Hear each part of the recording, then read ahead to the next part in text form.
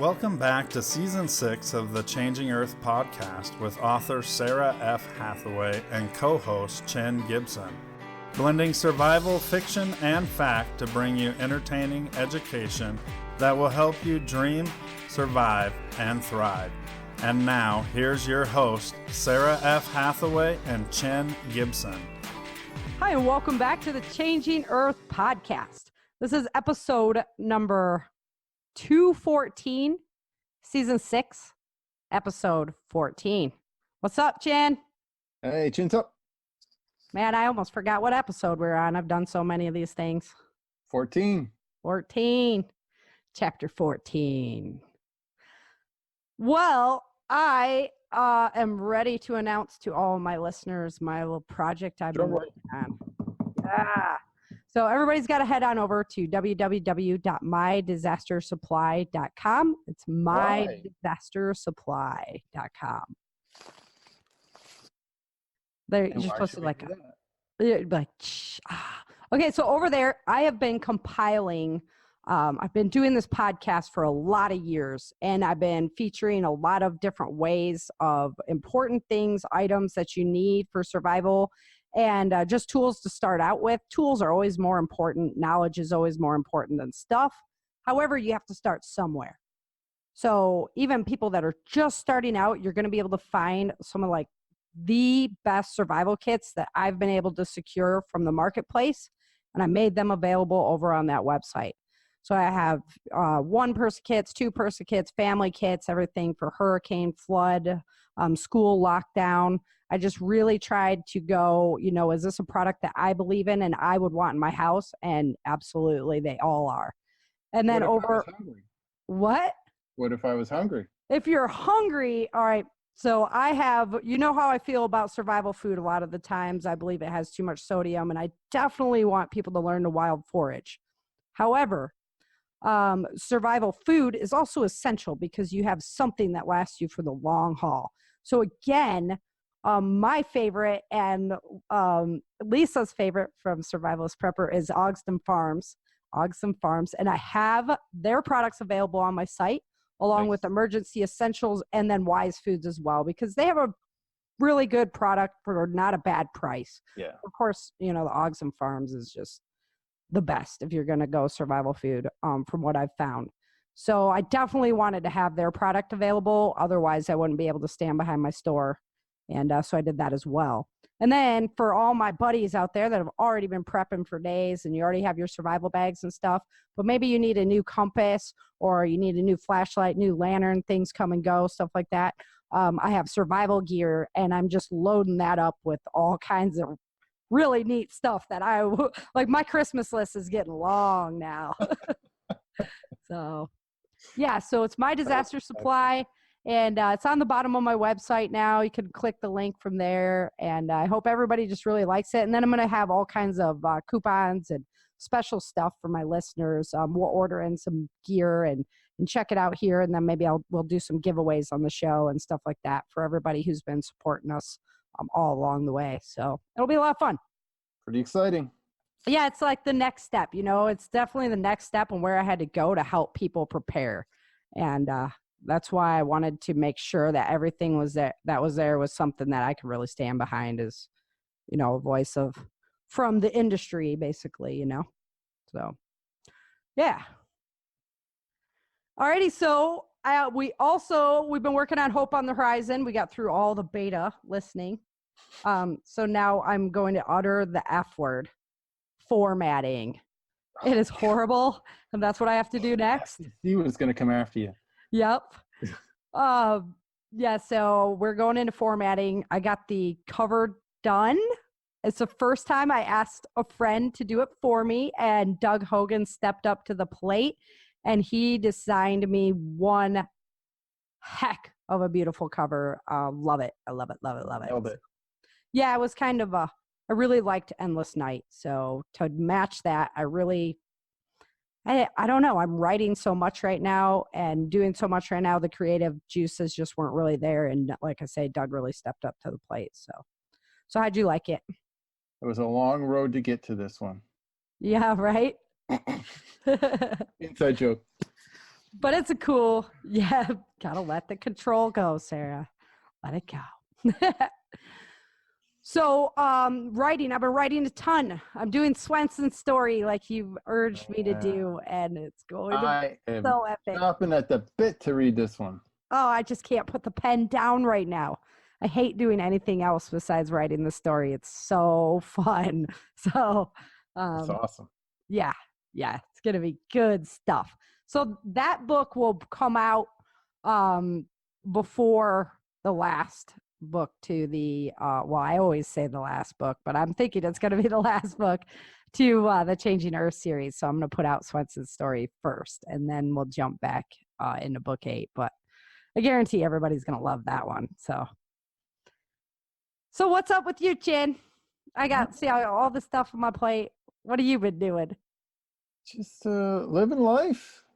Everybody's giving me a hard time on social media because I was starting to get ready for prepper camp. It's like a month away. Uh-huh.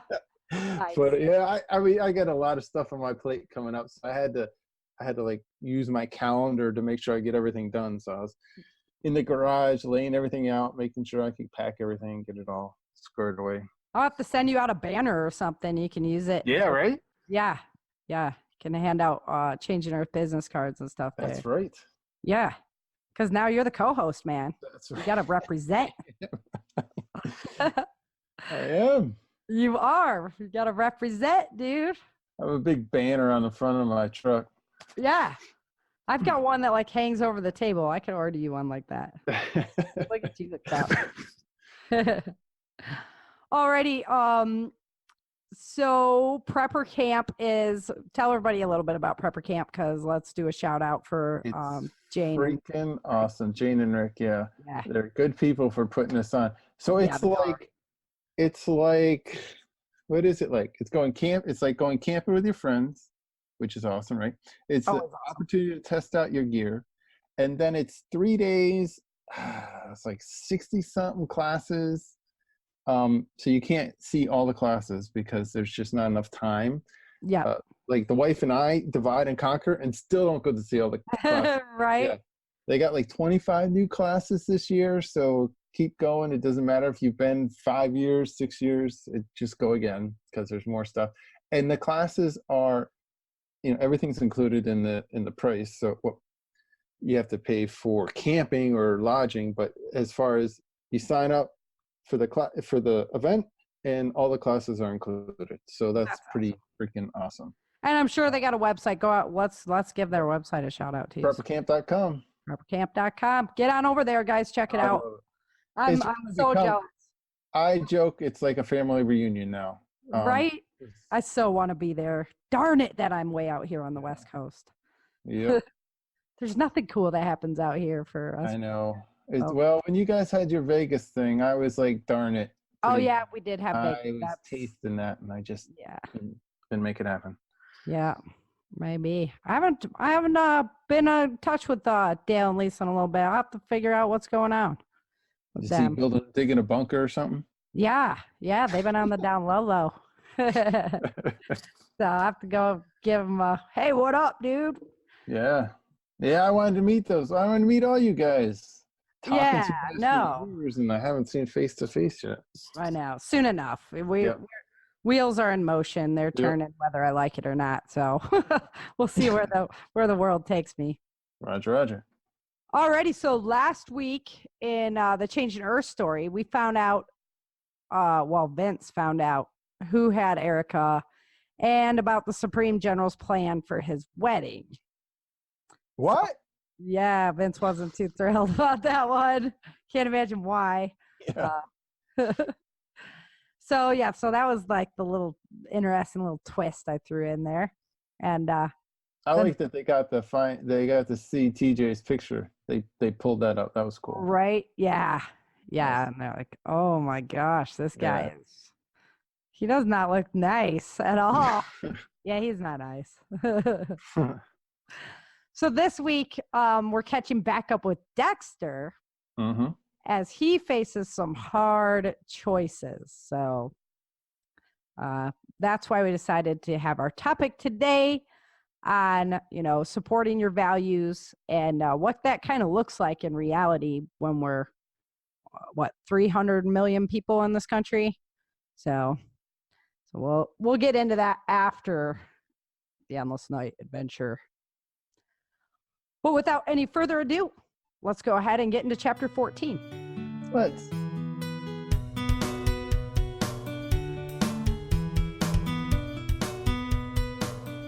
Chapter 14. The morning of September 21st. Dexter enjoyed a few days of solitude on the cot before Yuri came back. He relished in the quiet reprieve from the horrifying reality that awaited him. His mind stirred on possible scenarios that could befall him while the fever left his body. Early one morning, the peaceful existence came to an end. "Get up," Yuri demanded, opening the cell. "Huh?" Dexter moaned groggily. "I said get up," Yuri demanded. "Okay, I'm up," Dexter responded, sitting up sleepily on the cot. He winced at the pain emanating from his back. Yuri smiled at the young man's reaction, taking joy in his agony. "Stand up," Yuri told him. Dexter did as he was told, and Yuri fastened a chain around his waist. He connected Dexter's arms to it. "Jeremy," he called into the hall. "Take him to the showers," Yuri commanded. "Yes, sir," the younger man replied, coming in and grabbing a hold of Dexter firmly. "Come on," he told Dexter, leading him down a hallway. They exited the house and crossed a small outdoor expanse before entering the home next door. Passing 2 guards at the doors, Dexter noticed the home was set up similarly to the one they had just come from. However, one of the former bedrooms was remodeled into a room with many shower heads located along the walls. Stacks of clothes filled the old closet. Jeremy took out a bundle of keys and unlocked the chains. "There you go. There's soap in those trays by the closet," he instructed. Dexter walked over to a shelf with metal trays on it and took a bar of soap off one. He undressed and chose a shower head in the back corner. Feeling awkward showering in front of another man, Dexter tried to keep his back to Jeremy as he sat in a chair by the door. Dexter anticipated the refreshing feeling of the water, but quickly found out it stung like crazy as it washed over the whip marks. "Don't let him dilly-dally. Swenson's already waiting," Yuri informed Jeremy, coming back to check on the young man. "He just got in," Jeremy fretted. "Not my problem," Yuri replied. "Hurry up, Dexter," Jeremy warned him. "You don't want to leave Swenson waiting. It'll be my ass if you're late." Dexter quickly soaped himself and rinsed. He turned around once the soap was off his face. Jeremy was standing there with a towel. "Come on, we gotta go," he said fearfully. He hustled over to the closet and chose a pair of orange cotton pants with a matching t-shirt and threw them at Dexter. Following his pace, Dexter rapidly put the clothes on. Jeremy rechained him and took him back towards his room. "You're late," Swenson said as they entered the cell. He glared at Jeremy. Cowering before him, Jeremy replied, "I'm so sorry, sir. It won't happen again." "You're right, it won't," Swenson snapped, grabbing his whip. "Give me your back." Jeremy's aura sank, but he turned around and lifted his shirt to expose his back to the man. Dexter watched Swenson swing the whip out and lash it across Jeremy's back. The young man grimaced while Yuri smiled widely in the doorway. "Now get out of my sight," Swenson told him. Fear struck Dexter as Swenson focused his eyes on him. Swenson turned away suddenly and sat in one of the 2 chairs that had appeared in the room. "Have a seat. Let's you and me have a chat," Swenson requested, patting the chair across from him. Dexter's heart pounded as he complied with Swenson's request. "Let's start nice and easy," Swenson told him. "What's your name?" "Dexter Moore, sir," Dexter replied honestly. "Where were you born?" Swenson asked. "Auburn, California, sir," Dexter answered. "How old were you when the Great Quake hit?" Swenson questioned. 5, sir," Dexter said. "What did your mother do then?" Swenson asked. "She was a prep cook, sir," Dexter replied. "And your father?" Swenson wondered. "He was a landscaper, sir." "Where did you live after the Great Quake?" Swenson asked. "In the Las Vegas FEMA camp, sir," Dexter told him. "When did your mother start training martial arts?" Swenson asked. "Before the Great Quake, sir," Dexter told him. "And when did she start teaching you?" Swenson wondered. "As soon as I could walk, sir," Dexter replied. "Was your mother part of the resistance in Las Vegas?" Swenson inquired. "Yes, sir. They took everything from us on the way to Vegas, including our dog. They told my mom he would be meeting us in Vegas, but they lied. Mom wasn't having that. And Dad's always been at her side to support her, sir, Dexter expounded. How long were you in Las Vegas? Swenson asked. Dexter didn't see the point of all these questions. Everyone knew their story, and he was sure Swenson had a file on them, but he played along anyway. It's better than a federal prison camp, he told himself. 9 years, sir, Dexter replied. 9 years? How did that happen? Swenson wondered. My dad helped design the gardens there when we first arrived. He always ran them. We had friends there. Whenever we got interviewed by a host family, Mom would make sure they knew we didn't want to come, sir, Dexter told him. You were fixed at 13, Swenson asked. Yes, sir. My parents couldn't get Star or me out before then. But they did Daniel, Dexter told him. Guess none of that matters anymore, though, he mumbled, thinking of his little brother. Daniel was born at the camp, Swenson continued his questioning. Yes, sir, before the infertilization laws, Dexter answered. Your mom was part of a riot there, correct? Swenson wondered. Yes, sir, she was. When they came to take Star, Mom and Dad fought, Dexter remembered. Erica was put into the rehabilitation process, right? Swenson urged him to continue. We all were, sir. They put us in metal cells, but Mom was in a tiny metal box for weeks until she agreed to conform to the rules. She doesn't like to talk about it much, Dexter told him. Did she ever? Swenson wondered. When we took the rescue squad job with the feds, Mom kept saying she recognized the voice of the sergeant that was training us, but she couldn't place it, sir, Dexter informed him. Bennett? Swenson asked. Dexter was surprised he knew Bennett's name. Yes, sir, Dexter concurred. What does that have to do with her imprisonment? Swenson wondered. Bennett oversaw the re-education process. It's where they first met. He was the soldier encouraging her conformity the whole time she was in the box. Later, when we went to work for the feds, they put him in charge of training our squad because he could control her. Then, when we escaped, Bennett is the one who found us and saved my father. Actually, he's been with her ever since. Until now, sir, Dexter told him. Interesting. Swenson was calculating and analyzing the information. Why did you guys run? Swenson asked. You know the official story, but truth be told, that was always the plan. Mom just needed the perfect opportunity to get us all out, Dexter told him.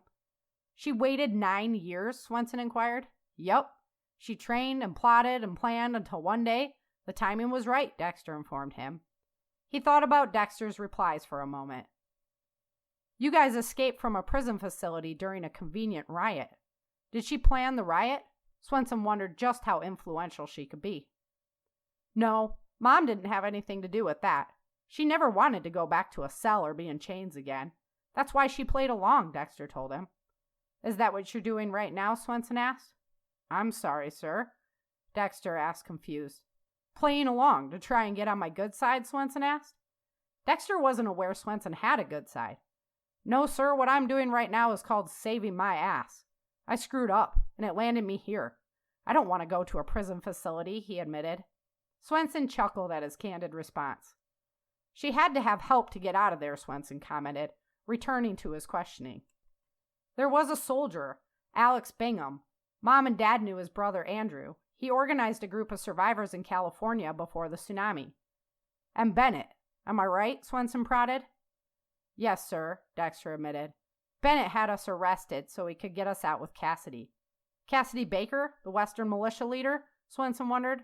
The same. She hated Mom then, though, Dexter told him. Why? Swenson inquired. My mom killed her dad when we worked for the feds, Dexter admitted. She was on a rescue squad. She didn't have access to firearms, Swenson corrected, wondering if the young man was being truthful. She took the gun from a soldier and shot Cassidy's dad to protect the soldier, Dexter said. What was the soldier's name? Swenson asked. I don't remember, Dexter responded. Don't lie to me. We were getting along just fine, Swenson told him. Seriously, sir, I don't remember, Dexter admitted. I think it was Private Forrester or something. He was a young guy with blonde hair and a major jerk-off, if I do say so myself. Dexter remembered being arrested and beaten by the young soldier, but he still couldn't remember his name. Who was your contact once your family left? Swenson wondered. We didn't have one. We made our own way north, foraging and barely surviving. Daniel's chip was defaulting to kill mode, but the radiation was messing with it. We found out about Dolores from another refugee we ran into, Dexter explained. How long did you stay there? Swenson asked. Not even a night, They took care of Daniel, but we had to flee. The feds and mercs were hunting us, Dexter explained. I was too, Swenson told him, following along with his story. You ended up in Montana? Yes, sir. Dad was bitten by a dog, and a real bad infection set in. My mom carried him across the state, but it finally got so bad we had to find a place to stop, Dexter told him. His eyes looked down and left as he thought about how little his mother had cared about her life when she knew Vince was dying. Swenson watched the wheels turning in his head. What? He asked. Without Dad? Mom didn't even want to live. She was trying to die, Dexter told him. She went straight into a group of 12 soldiers and dropped them all to protect us. Bennett found you, though, right? Swenson wondered. Yes, sir, he found us and helped my dad, and we spent the winter there, Dexter replied. She was attacked before her journey to the central region. What happened to the men? Swenson asked. She was jumped in the library by 3 guys. She killed 2 of them. My grandpa found her struggling with the 3rd and killed him. That's about the same time you joined the Mercs? Swenson asked. Yes, sir, Dexter admitted. Did you know then that they were trying to overthrow the Supreme General's rule? Swenson wondered. Dexter fumbled over the question, unsure how to respond. Don't test my patience, son, Swenson told him. When did you find out that the Mercs were federal traitors? When we were in the cabin in Montana. Bennett and Vergis told us, Dexter explained. Ah, yes, Lieutenant Colonel Vergis. Mr. Babyface, Swenson jested. We'll take care of him soon enough. What's your mother's birth name from before she married your father? Swenson inquired. Dexter was very hesitant to answer. It could lead to his grandma, since she still used the name. Fisher, Dexter answered, unable to lie. If Swenson knew the real answer, there would be hell to pay. What's her favorite color? He wondered. Blue, Dexter replied, unsure of his questioning again. What did your father used to call her? Swenson wondered. Erica, Dexter replied honestly. All couples have pet names. What did your father used to call her? Swenson asked. Dexter's mind flooded with memories of the never-ending love his father had for her. He didn't want to face the reality that his father was gone. The man who took him stared across the small expanse. Swenson's energy was powerful and commanding. Ruler of his environment, it was strangely intoxicating to Dexter. If he could just forget the pain. He looked back up at Swenson, his heart pounding with indecision. I killed him to reach my objective. It was nothing personal, Swenson told him, staring directly into Dexter's eyes. She will be the Supreme General's wife. Dexter glared back, unable to move, while tears filled his eyes. You want to fight me? Swenson asked. Dexter held his gaze, but Swenson's energy was overwhelming. If she couldn't beat him, he thought carefully. Bowing his head, he said, No, sir. Now tell me what he used to call her, Swenson demanded, gripping the young man's leg tightly. He called her baby, Dexter said quietly. You have been trained well, son, Swenson said, standing up, and you have been most useful. I think we'll keep you around for a while. You want me to get him ready for transport? Yuri asked as Swenson approached the doorway. No, Swenson told him flatly. But sir, we can't keep him here. He should be dead already. Ship him out to the Illinois factory. Dexter heard a massive thump against the wall. You know better than to question me, Yuri, Swenson insisted. Who gave you your life? Do you wear a chip? I'm sorry, sir, I won't question you again, Yuri submitted. Get the boy a chip and make sure he stays in that cell, Swenson commanded. Yes, sir, Yuri replied. Dexter heard Swenson's footsteps going down the hall. He was in awe of the man. Swenson controlled everything in his life. Dexter knew he owed his life to Swenson's mercy as Yuri came around the corner. The look in the man's eyes was frightening. Dexter braced for a thrashing. Come here, you piece of garbage, Yuri told him. Dexter complied readily, hoping the beating would not be so bad if he did as he was told. He stood at attention in front of the man. Yuri towered over him, even with the recent growth spurt Dexter's body had experienced. Swenson may need you, but I despise you, boy. Make no doubt that I will be watching your every step, Yuri told him. Now come with me.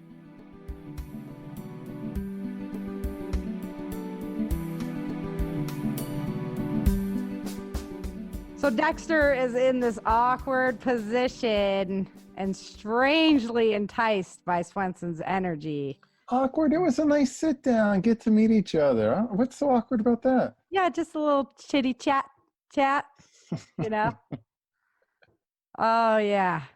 You're kind of screwed, you know? That's like the moment when you're like, okay, either I just do whatever this guy says or I'm like going to a federal prison and Oh, and the part with so what is your dad's pet name for your mom? It's like, oh, what? then Yeah. he just made something up like Sugar mom, plum. you almost yeah, sugar plum. Yeah. No, don't give the real one. Sparky. Yeah. No, you know, you have to bring that like the element because then he's got this one more tool he can use against Erica. And, you know, Dexter doesn't know what to do. He's all confused. So, Trying to survive. yeah, essentially, he's just trying to survive. And what's with freaking TJ and that stupid whip? The poor who's the kid that was carrying? Jeremy. Jeremy, he's not late. He had no.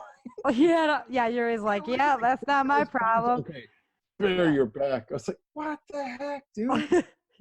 Yuri totally set him up for the whole thing. Yeah. Yeah, because Yuri's a dick too. So you probably like, heard him yelling across the continent. What the freak? Let the pain be a reminder. My neighbor's supposed to think I'm crazy. I listen to my earplugs in, so I'm like downstairs in the garage. And you're like, what? No. Leave the poor kid alone, man. Yeah. They're like, what? I got new neighbors now. So it's like I got to break them in right. Yeah, that was like Ellen watching me listen to the book. She's like, you wrote it. I'm like, yeah, I know. I don't know where it comes from. Yeah, that's a priceless story. That's awesome. I just don't know where it comes from. That's when you need to have like a GoPro in the car when that was going on. Yeah, right. To film us from the front. Yeah, exactly. Watch the author her own book. Relive. Yeah. Yeah, and then the questioning system, I did a really cool interview before on interrogation techniques. And oh my gosh, I am so bad because his name is escaping me right now. It's a pen name anyway. People with fake names, I don't know what's wrong with that. You got to watch out. They're shady. I know, they're shady folks. So I'm just telling you, just beware. So anyway, really cool guy though. And he worked over in Iraq doing tons of interrogation, questioning sessions and stuff like that. And so it's very interesting to learn from him. You guys can go back into my archives and check that out. But so I really wanted to include a lot of that into a couple of characters. Vergis uses it, and Swenson also uses a good deal of that when he's trying to. Yeah, he's a master. Figure out what people are all about so he can cause them pain, basically. So, yeah. That was fun though. So that, was definitely an idea, but I liked the idea because we've already done that show. And I really wanted to talk in light of today's kind of environment. I really wanted to talk about, standing behind your beliefs and what that kind of looks like on the grand scheme of things. So everybody will get what I'm talking about in a minute. But we can start, because obviously you don't get it from that, but you'll understand by the end of the show. I understand. Yeah, you get it. You saw my notes, though. Well, I cheated. There you go. So one of my finest examples of people who stood up for their beliefs and really, really changed the world was our founding fathers. Yes, ma'am. Before they made the United States of America, it always had been different classes of people, and nobody was looked at as equals under God before. And it's something that they really took to this new level when they formed the United States of America. And God-given rights. Yeah. And if you don't believe in God, that's fine too. It's nature's law. Yeah. Right? So, I mean, there's no problems there. And everybody is equal, regardless of money, your occupation, whatever. So some of the things took a little longer for us to evolve into. Women's rights, rights for blacks and things like that, was just stupid stuff that should have been taken care of at the beginning, because all people are equal. Yeah, they set the groundwork for it. Exactly. So, it took them a little while to get to the big picture, but we're there. So these men were American terrorists. They were. Of their day. Yeah. I mean, they were terrorists. And, they were causing problems. And only 3% of our population at that time stood up to fight the British, which is mind-boggling to me, because you would think like everybody was like, yeah, freedom, but a lot of people weren't. No, like I told you, I just started reading a book about it's like historical fiction, but it's set in the American Revolution, and it's amazing. The Tories, right? The colonists that sided with the British were the Tories, and they were like, yeah, these guys are, like you said, terrorists. Yeah, they were fighting to keep us with the British, because then we were safer. Yeah. We had their protection, right? So safety over freedom. Yeah. How scary is that, to just depend on your fellow Americans to be able to provide that safety for you, and you have no idea where it's going in the future. You're creating something brand new, so there's no paper trail for you to follow on how this is done. Really amazing individuals, in my opinion.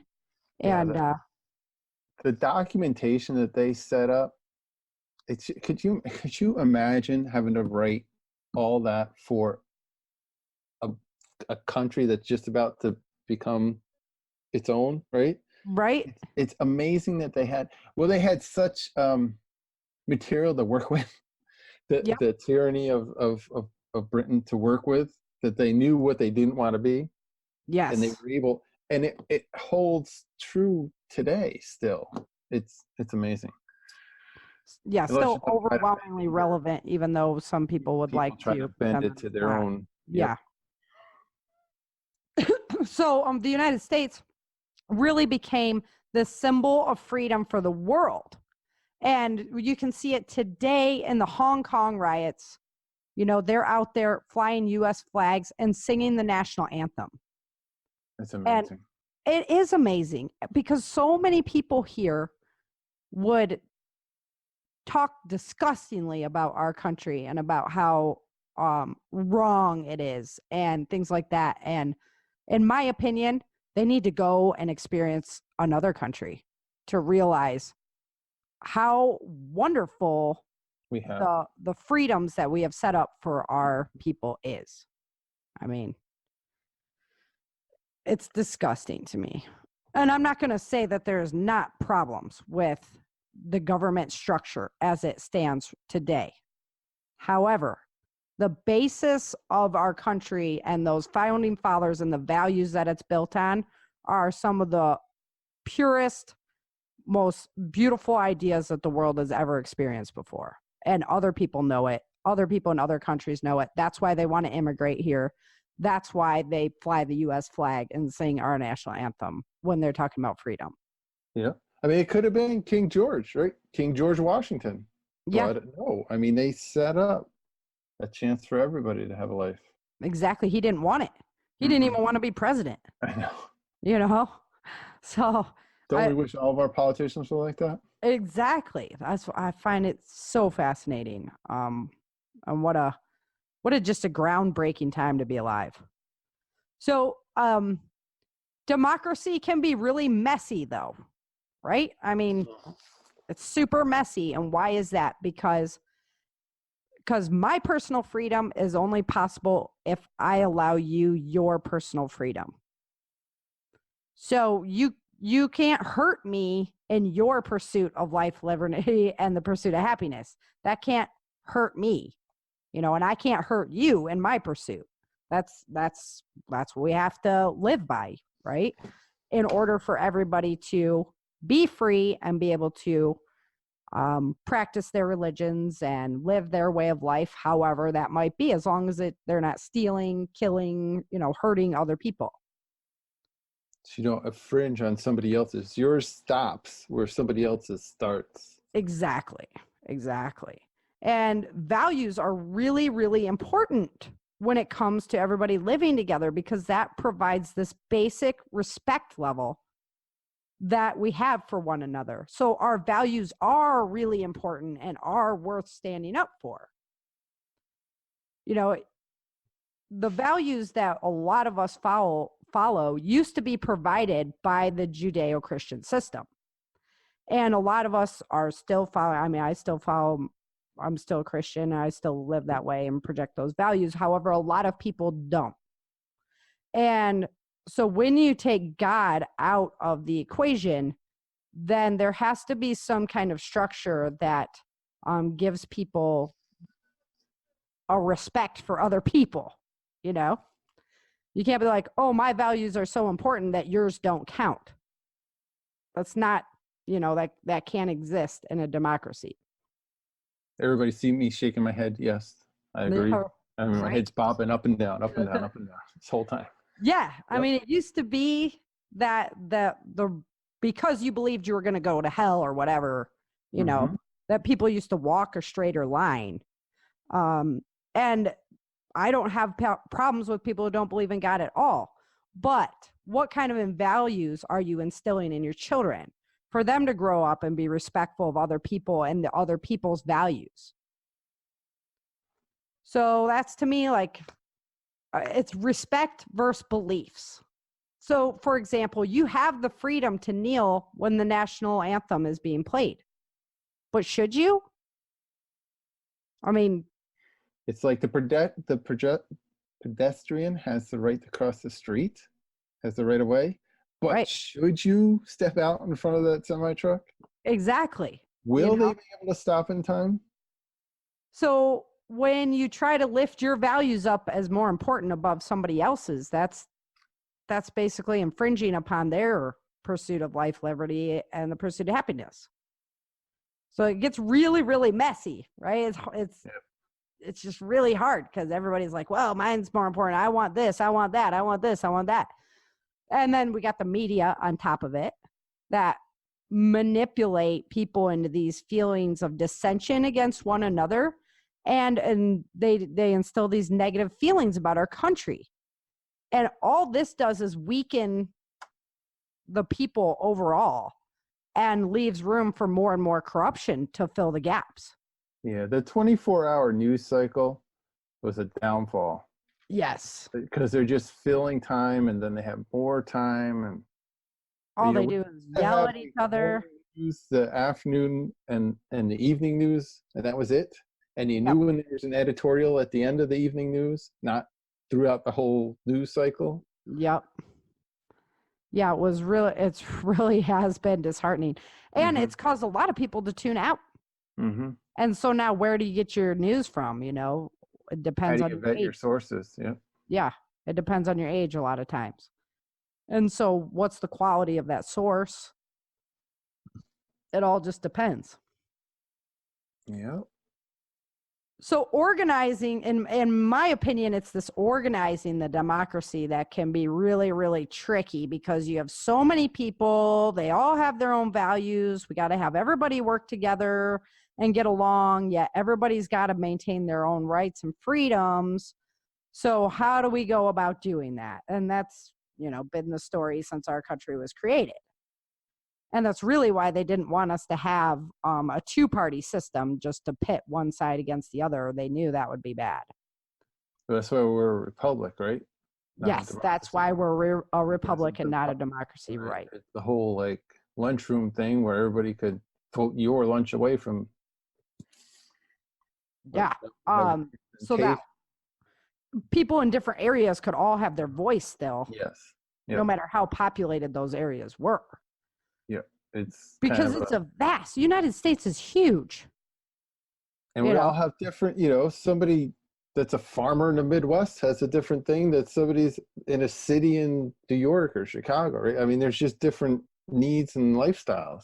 Exactly. Yeah. And they all have to be afforded their personal freedoms, their personal life, liberty, and the pursuit of happiness.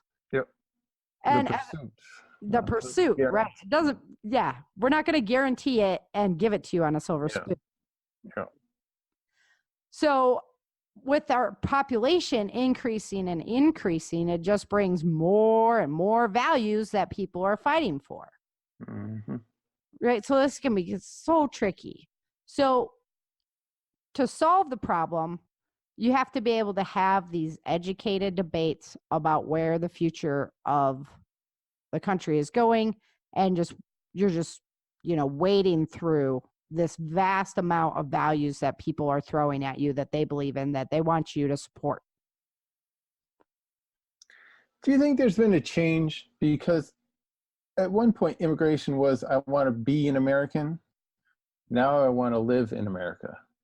Yeah, well, for sure it did. There's a the difference between I want to become an American.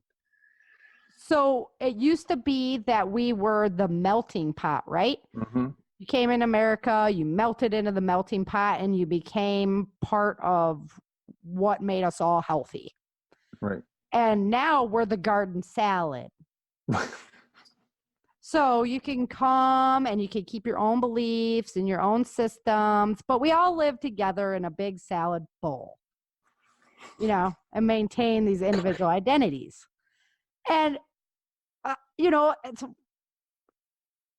I don't know. I think it's a bummer for all of us, because it keeps us too tribal, and we don't get to, like my husband and I used to go once a month. We would pick a new type of food we've never eaten before. And try it. And just try it. Yeah, experience it and go see what that was like, So that's part of what makes us all great, is being able to share in each other's cultures and then assimilate what we like into our own. Mm-hmm. That's what made us Americans, And so I don't know that everybody should just be separated and stay in their own little neighborhoods, and you don't cross the line, and all of this that's going on is just crazy. Yeah. Yep. So I can go down with this. Yeah, that's what I'm saying. It brings me into my next point of view, that a lot of people don't want to mutter or say the words, but there are certain religious points of view that are not in line with U.S. and American way of life. Yeah, the American way of life. Muslim religion is not in line with American values at all. Mm-hmm. And a lot of satanic religion is not really in line with American values at all either.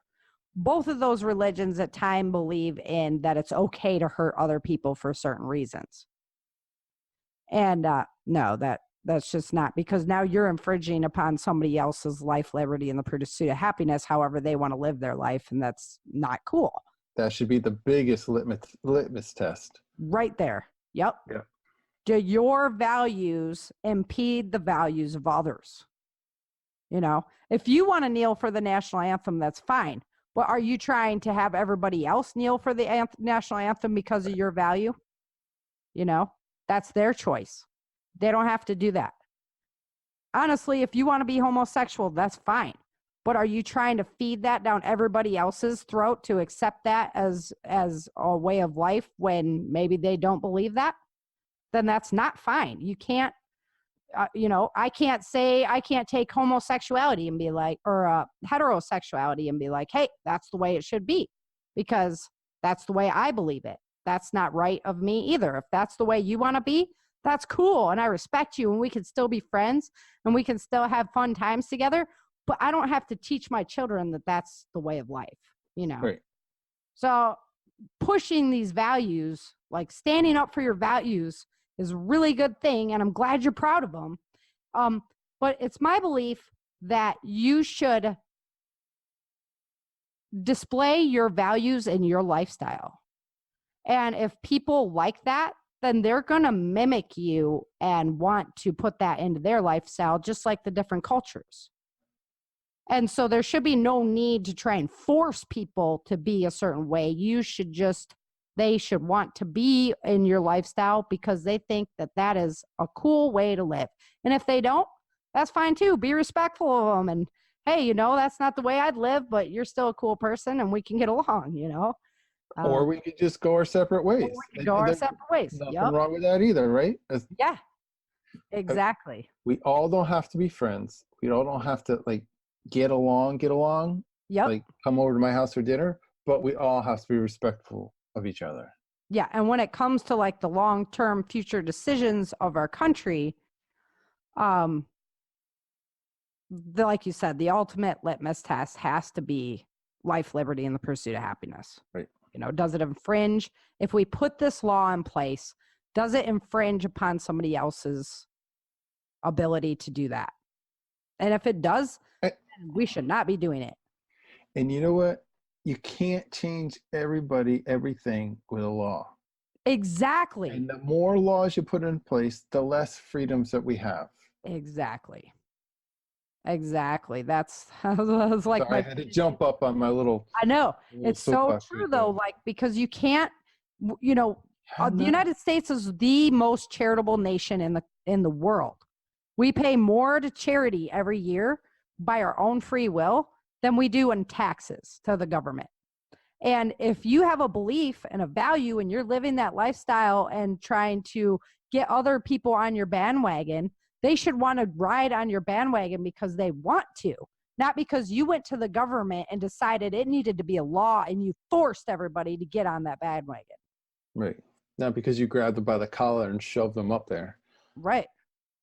Absolutely. So it's just, and that seems to be where everybody goes nowadays. Oh, well, I have a problem. Well, I'm going to the government. I'm going to make a law. Well, we have way too many laws on the books. Mm-hmm. Have you ever...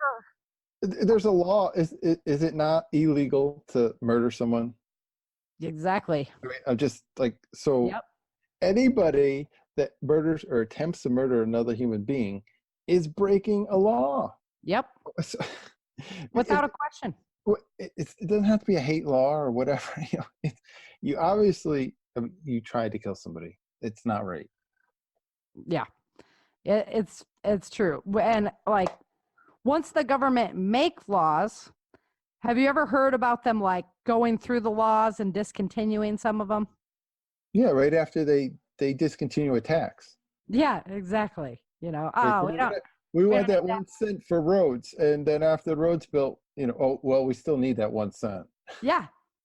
Oh yeah. Oh, I know they do it here with the gas tax all the time.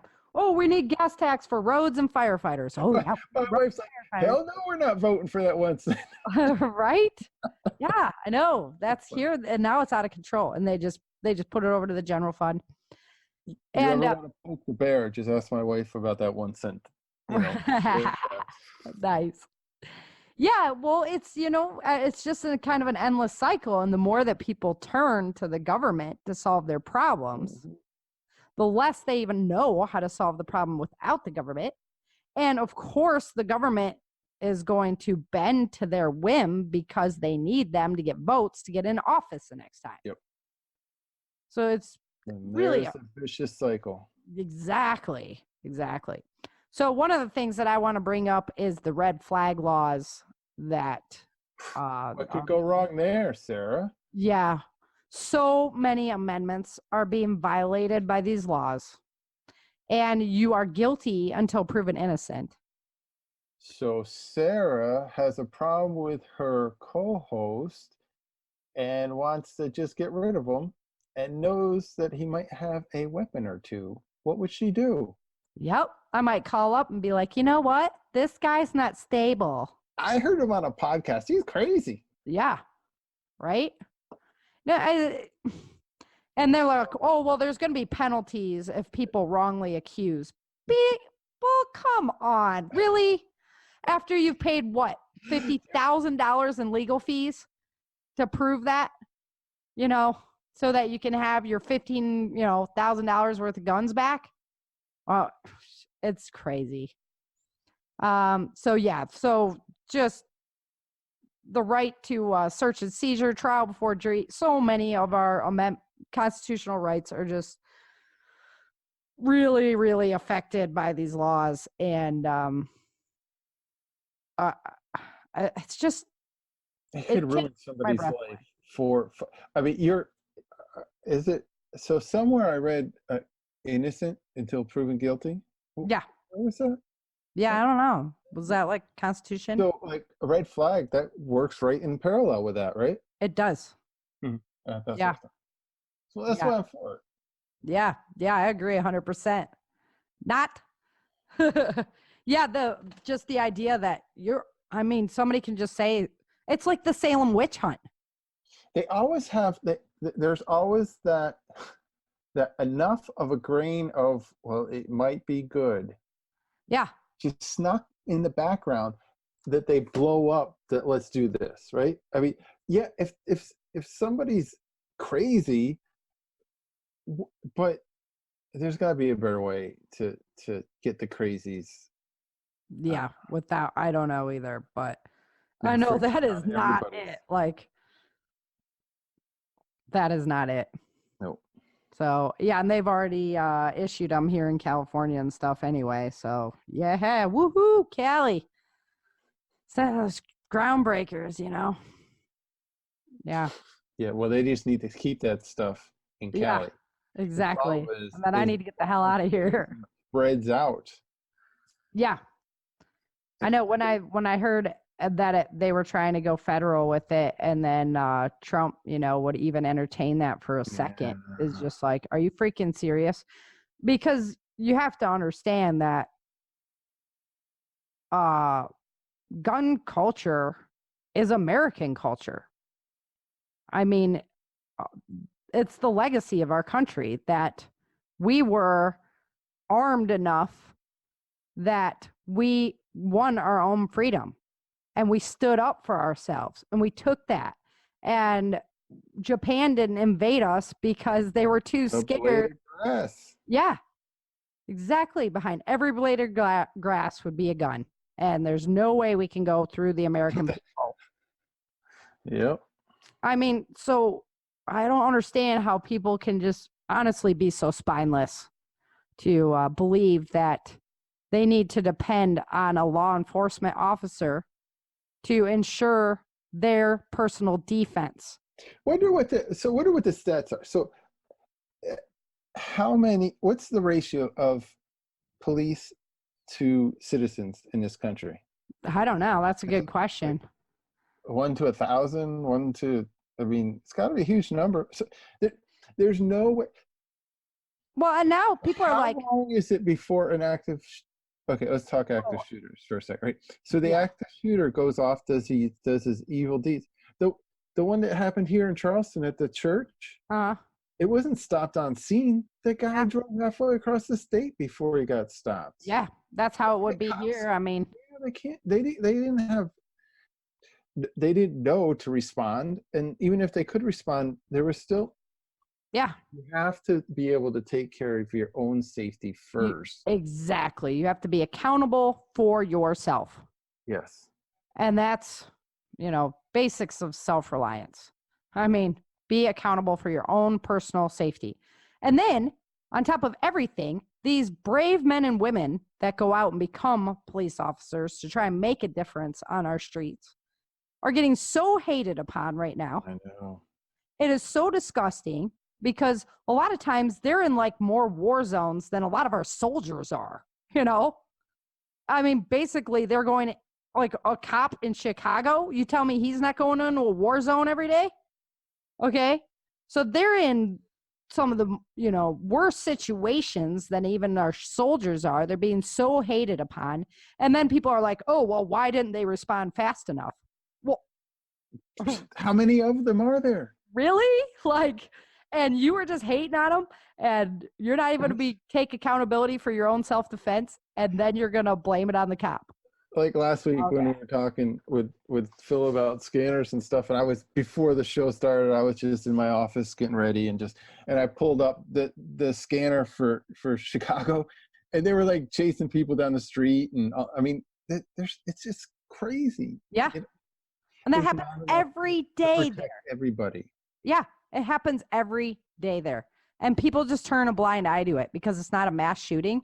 Excuse me, look at the numbers. A lot more people are dying there every day than in mass shootings. Okay, nobody.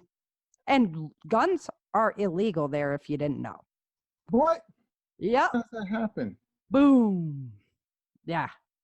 Mind blower right there. What? I mean, what? The Boston Marathon. It was a pressure cooker. It was a kitchen implement. Yeah, exactly. I would love to turn the tables and be like, here, we'll give everybody in Chicago a gun. And then, right? Everybody. That happened in Georgia. What town? Yeah, that they did. I know what you're talking about. And and the crime rate dropped like crazy. Well, it's a job. It's a job hazard if you're a bad guy. And most like women and older people, but most women aren't as crazy as I am. You know, they don't go train and you know, a lot of men, they don't go train for self-defense. They don't know how to do these things. They don't know how to, you know, do wrist locks to you know, to incapacitate people and remove their weapons and do all that. The average Joe has no idea how to do that. Sarah, you're scaring me. Yeah, right. What's the number for that red flag? Yeah, exactly. I'm nervous. My co-host is scaring me. See, I don't need guns. I got 2 on my arms. I carry got these guns. Yeah, I hear you. Right, that's right. No, but you know, for especially like older women, that weapon is the great equalizer. Great equalizer. That's right. They can't defend themselves without that weapon. And so you would go and take that from them, you know, or be like, oh, you know, Aunt Sally. Teacher. So what happens if 5 guys come after you? For me? Yeah. Oh, they hurt. What? A lot of them aren't going to have knees left. Yeah. But a gun might be equalizer in that battle. For sure. Right? For sure. Because if I had one and they didn't, you're seeing more and more. I mean, I've got like a ring cam thing. Yeah. You know, doorbell thing. Yeah. And with that, it has that neighborhood app that you can look at all the crime going on in your. And it's not a lot of time. It's not always one person coming to the door. So I'm trying to spit out. Right. Exactly. I'm so like, ugh. Yep. That's true. And one person could be challenging enough on themselves, you know? Yeah. So I strongly urge people to reconsider, you know, their ideas when it comes to firearms because the item is not the killer.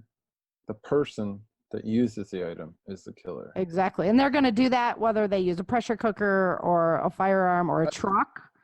You know, I mean, look at Europe. They're having knife attacks and vehicle attacks are the they made knives illegal now. They did. And in Australia, you can't have zombie knives.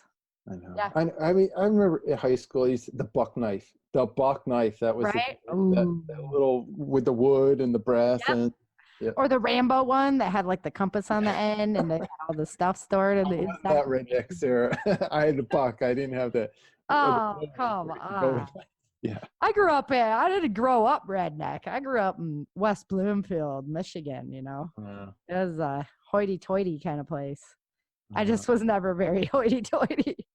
So, yeah. But, you know, this is my closing statement. You know, our fight to enforce our personal values leads to limitations of freedoms if we do it through the government. And that limits freedoms for others. And it gives more power to the governors of that freedom. So the more that we take away power from the people, the more we give it to the government, the more power they're going to have over the people instead of the people having power over them. And most of the mass shootings that have been absolutely catastrophic throughout history were committed after governments took away guns from people, and they were committed by the governments. That's a fairy tale. Yeah. You have evidence of that. That's research, baby. No, I just learn, man, and take care of yourself, you know? What's the first thing an inspiring dictator does? Disarms the people. Yep.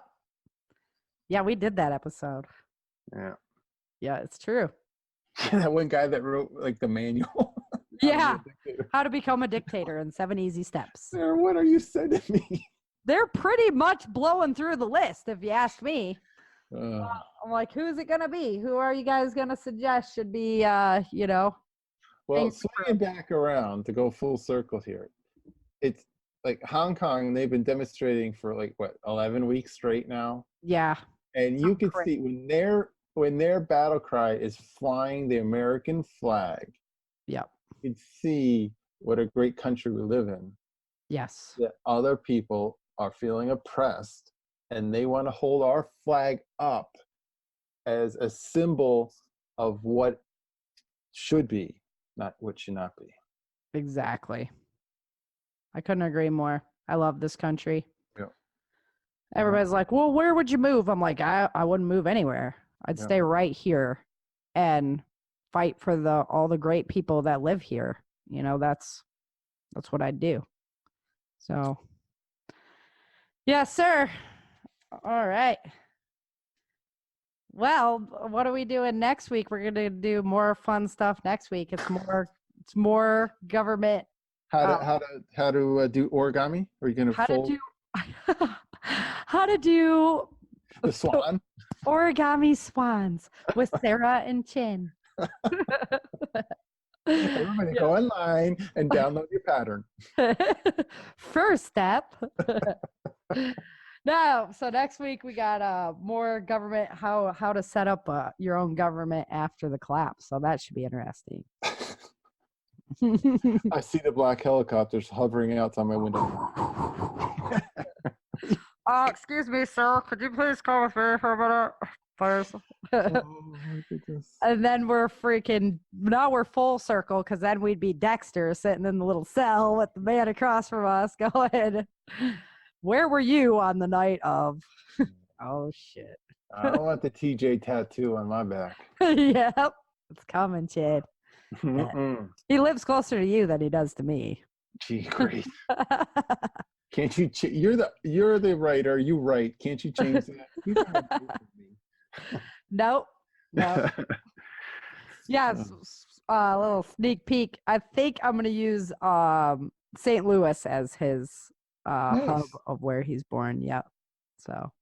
I was going to say the Golden Arches, but I must be hungry. It is not food time.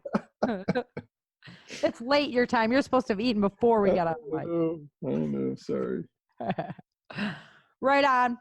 Well, that's all I got for you guys today. It was just kind of a day to talk, just rant things out of the table. Yeah, a little bit of ranting going on because, put things in perspective, guys. Your values are really important, but if you want people to believe in them and walk with you, then emanate it and let them follow you. Don't make laws and force them to do things that remove our freedoms. It's not cool. So. Oh, man. Yeah. Right. And if you have mail, you can send it to Chin Gibson at Changing Earth.